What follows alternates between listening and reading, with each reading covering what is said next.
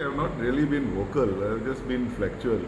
See what happened, if you remember, somewhere in mid of April, we were having severe power shortages because of incoming power issues.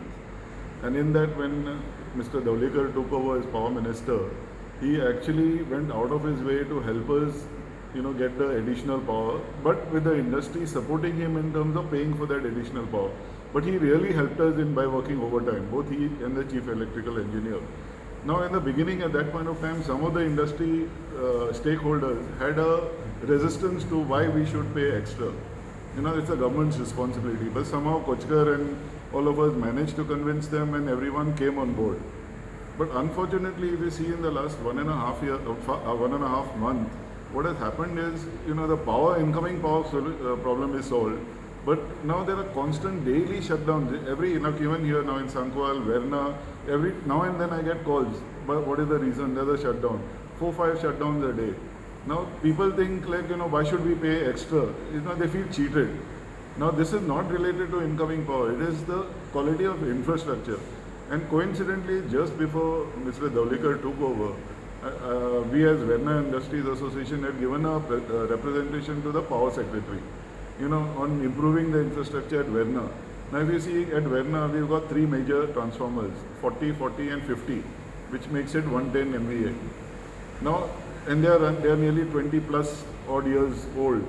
Now they are running at practically 80%, which is full.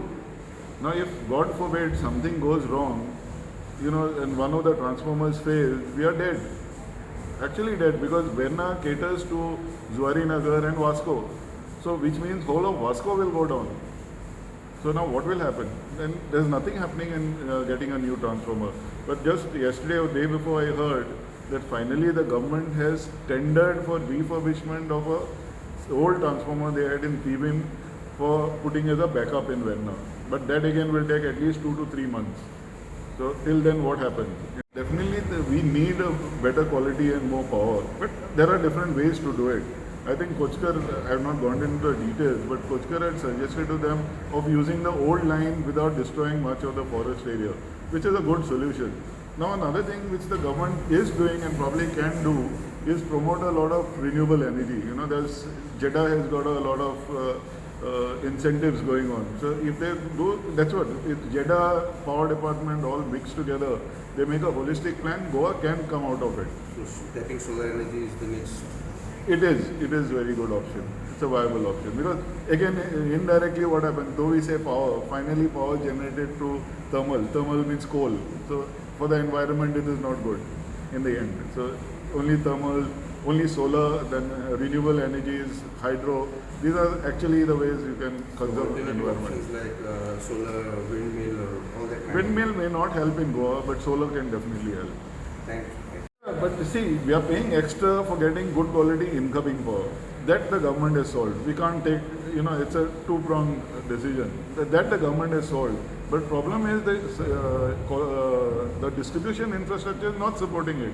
So finally, is it worthwhile? Now I've been getting calls saying that earlier it was better. In the sense, at least the outages were planned. They used to say, okay, tonight 6 to 11 there won't be power. Now it is just suddenly it goes off. So what happens? People in the continuous process industry can't even plan. So their whole production, everything goes goes for a toss. It's loss of material, loss of customer delivery, and as it is, the economy is just coming back onto tracks after COVID. It's a questionable structure. Like